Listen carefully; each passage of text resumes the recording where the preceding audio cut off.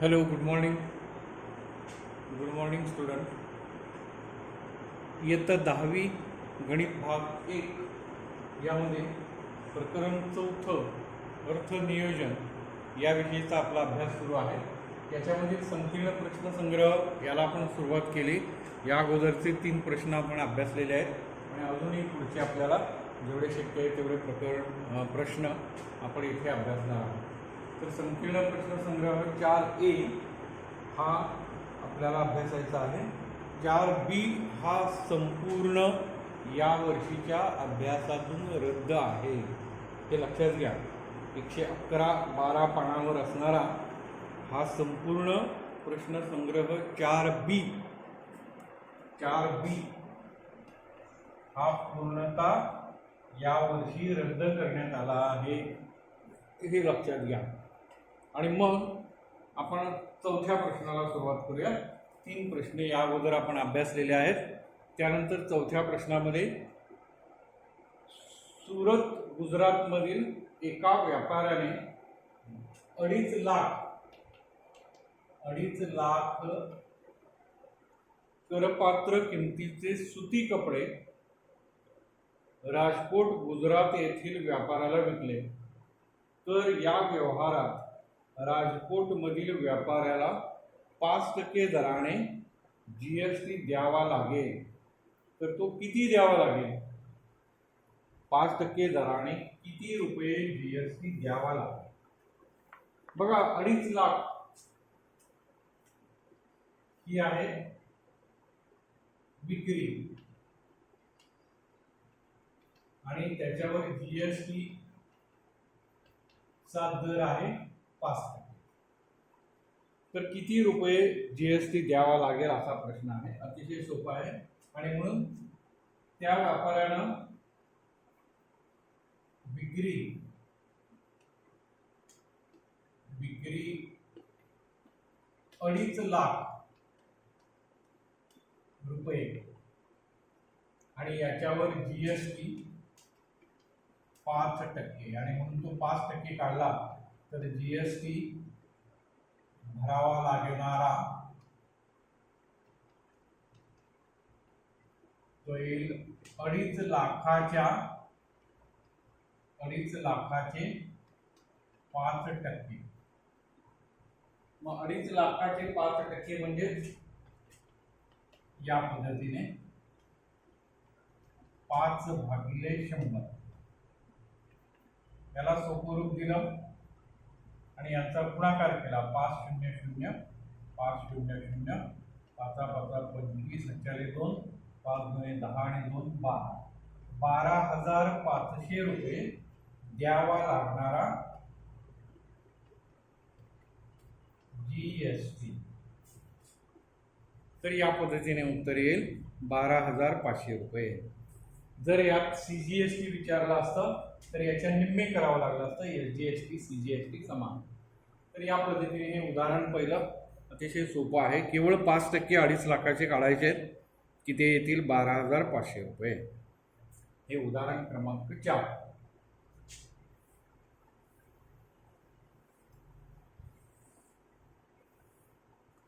त्यानंतर उदाहरण क्रमांक 5.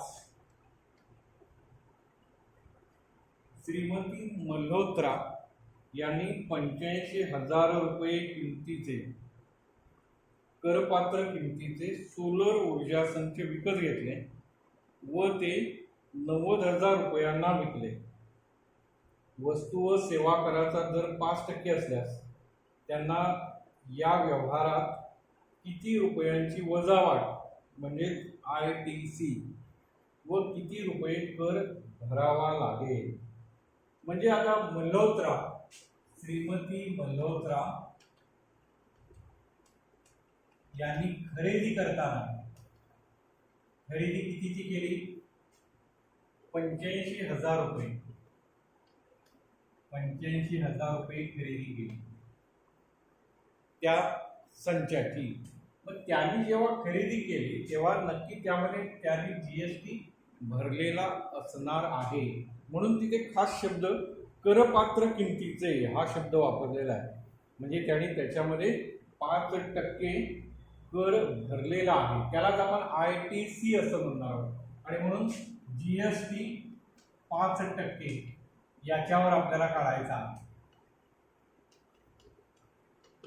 आणि म्हणून 85,000 चे 5%,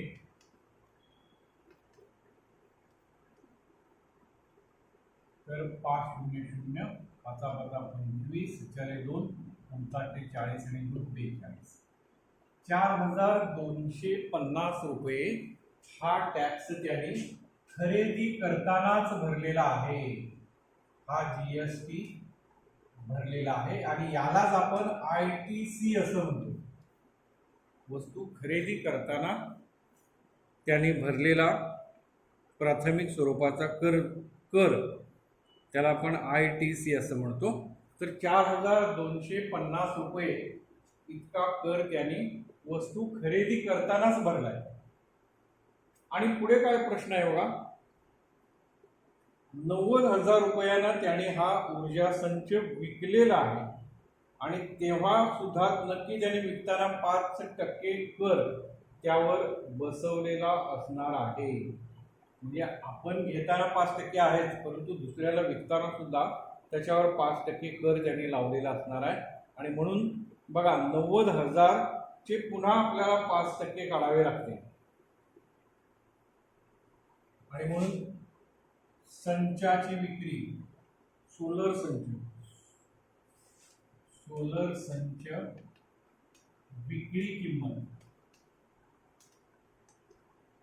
विक्री किंमत आहे 90,000 रुपये. आणि त्याच्यावरचा GST 5%, म्हणजे 90,000 चे 5% म्हणजेच 90,000 गुणिले 5 भागिले 100. आणि म्हणून हे या पद्धतीने गेले. तर 9×5 = 45, 4,500 रुपये त्यांनी गोळा केलाय, जमा केलेला GST. मग बघा बरं, त्यांनी अगोदर दिलाय 4,250 आणि त्यांनी जमा केलाय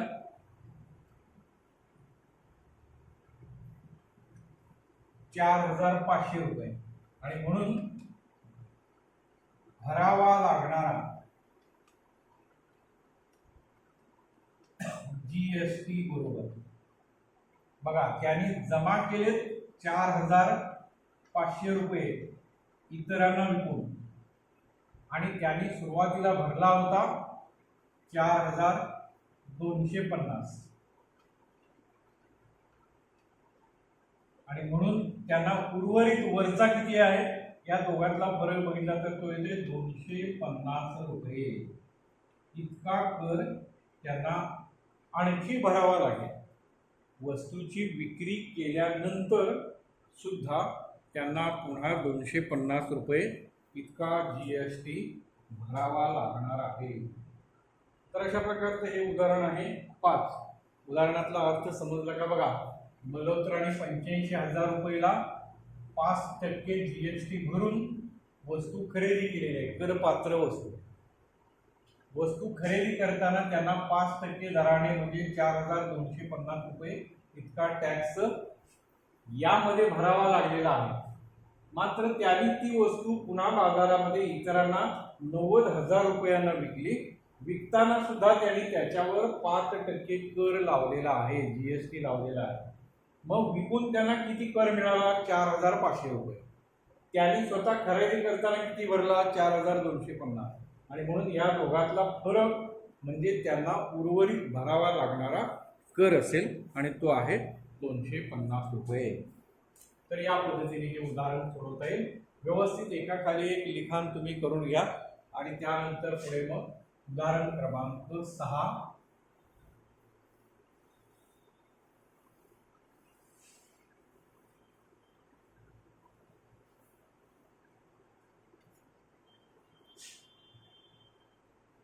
उदाहरण क्रमांक 6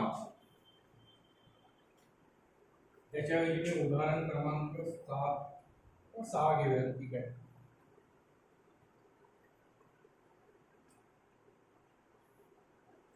बघा, झेड सिक्युरिटी देणाऱ्या कंपनीने, झेड सुरक्षा सिक्युरिटी देणारी कंपनी जी आहे, देणारी कंपनी, त्या कंपनीने 64,500 रुपये, 64,500 रुपये किमतीची सुरक्षा पुरवलेली आहे. म्हणजे सुरक्षा गार्डचा एकूण तो खर्च आहे.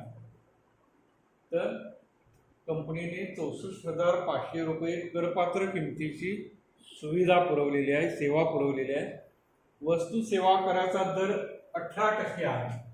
याच्यावर 18% दर लावला जातोय, वस्तू सेवा कराचा दर. या सिक्युरिटी सर्व्हिसेस पुरवण्यासाठी कंपनीने लॉन्ड्री सर्व्हिसेस व युनिफॉर्म इत्यादी बाबीवर 1,550 रुपये कर भरलेला आहे. बघा, यातला कर, भरलेला कर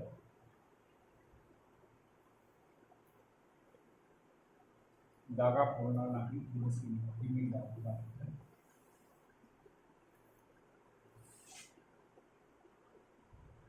सिक्युरिटी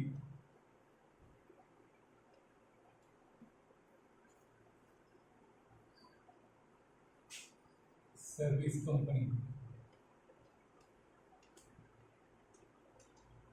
यांनी 64,500 रुपये, 64,500 रुपये किमतीची सेवा पुरवलेली आहे.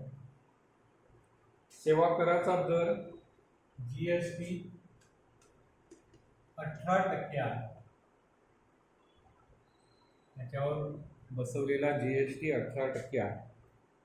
या सिक्युरिटी सर्व्हिसेस पुरवण्यासाठी कंपनीने लॉन्ड्री सर्व्हिस आणि युनिफॉर्म यासाठी 1,550 कर भरलेला आहे. लॉन्ड्री आणि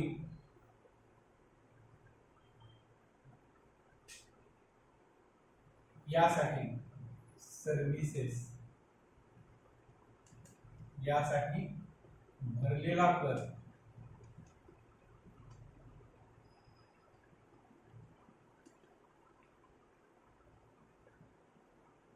यासाठी भरलेला कर आहे 1,550 रुपये. 1,550 रुपये कर भरलेला.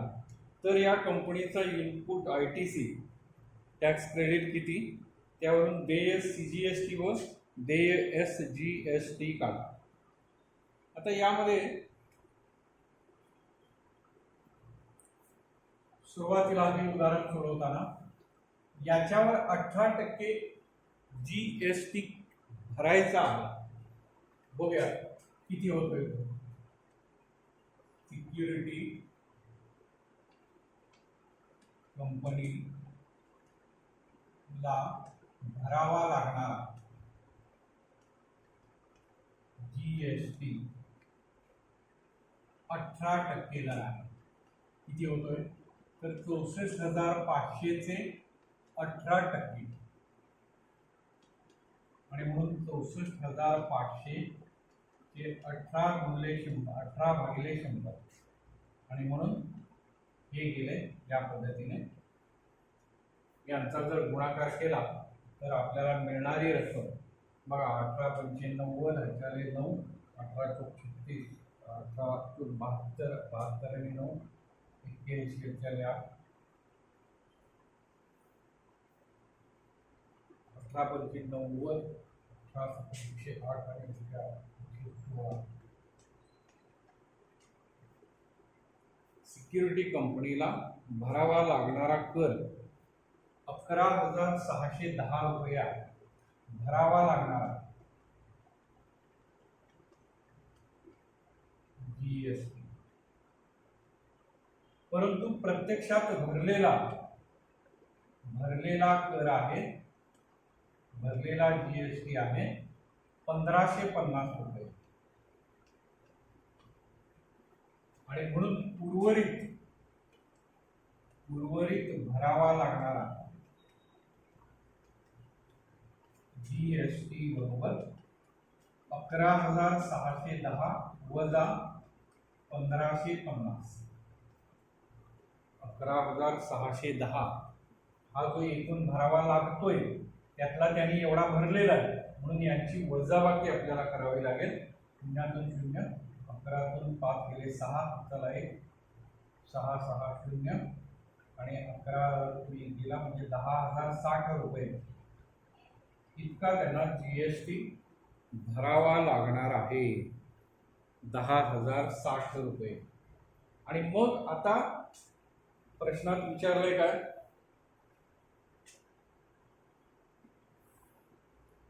तर या कंपनीचा इनपुट टॅक्स क्रेडिट ITC किती, त्यावरून देय CGST आणि SGST.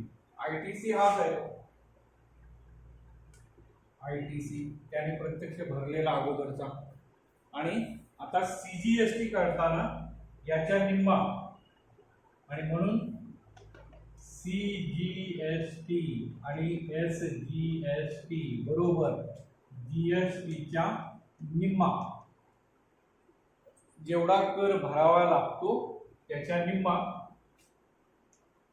1060 भागिले 2 म्हणजेच याचा भाग केला तर 5030 येईल. म्हणजे SGST 5030 आणि CGST सुद्धा 5030 रुपये लागेल. तर या पद्धतीने हे उदाहरण सोडवता येईल. अशा प्रकारची उदाहरणं यात अभ्यासली पाहिजेत. अजून एकच गणित यातलं बघूयात. उदाहरण क्रमांक 7.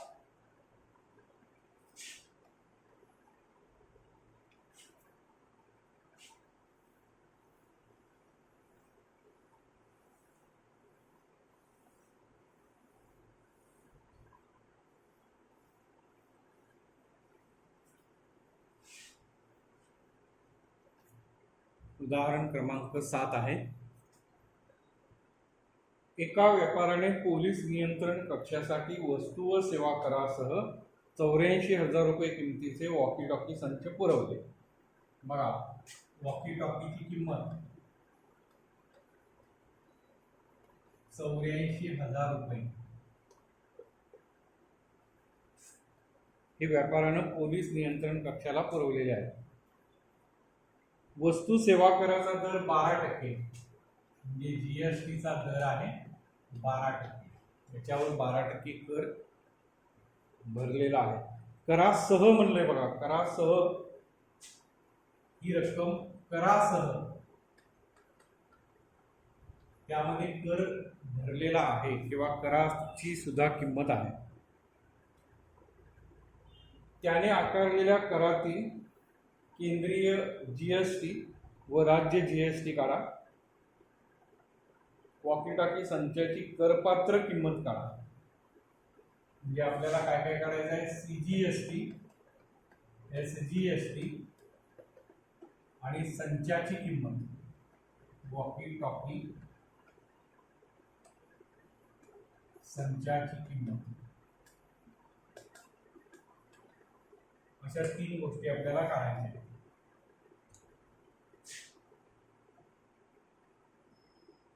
प्रश्न पुन्हा एकदा वाचूयात. एका व्यापाऱ्याने पोलीस नियंत्रण कक्षासाठी वस्तू सेवा करासह 84,000 रुपये किमतीचे वॉकी टॉकी संच पुरवले. वस्तू व सेवा कराचा दर 12% असल्यास त्याने आकारलेल्या करातील केंद्रीय GST व राज्य GST काढा. वॉकी टॉकी संचाची करपात्र किंमत काढा.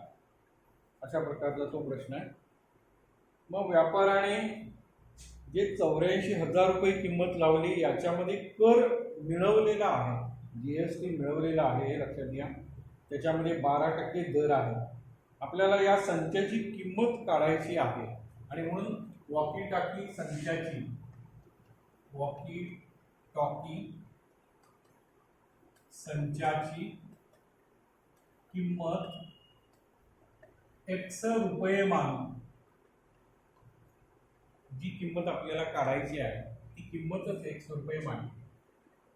त्याच्यावर 12% GST, GST 12%, काय होईल, X गुणिले 12%, म्हणजे X गुणिले 12 भागिले 100 म्हणजेच 12x भागिले 100 GST. मग ही किंमत नक्की कशी तयार झालेली आहे, तर वस्तूची किंमत आणि कर या दोघांची बेरीज. बघा, वॉकी टॉकीची किंमत आणि त्याच्यावरचा GST या दोघांची बेरीज 84,000 आहे. मग आपण वॉकी टॉकीची किंमत किती मानतोय, x, आणि त्याच्यावरचा GST आपण आता काढला 12x भागिले 100. हा, आणि याची किंमत 84,000 आहे या पद्धतीने. आणि म्हणून मग दोघांची जर बेरीज केली तर दोघांची बेरीज या ठिकाणी 100x, याने याला गुणलं 100x, या एकने याला गुणलं 12x, आणि बरोबर हे आहे 84,000. आणि म्हणून 100 आणि 12 म्हणजे 112x बरोबर हे 100 भागिले ते इकडे गुणिले झाले तर 84,000 आणि वरचे 2 शून्य म्हणजे एवढे होते. आणि म्हणून x बरोबर हे 84,000 आणि वरचे 2 शून्य म्हणजे ही रक्कम, आणि हे गुणिले 112 आहे ते इकडे आल्यावर भागिले झाले x बरोबर. आता हा भागाकार करावा लागेल. बघा, 84 लाख भागिले 112 हा भागाकार करावा लागेल.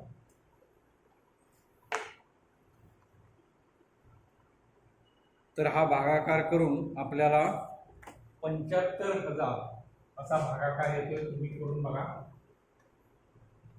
75,000 रुपये असा भागाकार येतोय. आणि x आपण काय काढलंय, तर x ही वॉकी टॉकीची किंमत आहे, आणि म्हणून पहिलं उत्तर x बरोबर 75,000 वॉकी टॉकीची किंमत x आणि बरोबर 75,000 रुपये हे पहिलं उत्तर मिळालं आपल्याला, म्हणजे ही मिळाली. आता मग याच्यावर GST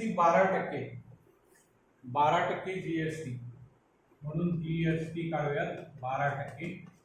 तर 75,000 गुणिले 12 भागिले 100, 12% जर काढले तर या पद्धतीने होईल 12,00,00, 12,पंचे 60, 48,6, 12,70, 72, 84, 90, 9,000 रुपये हा GST आहे.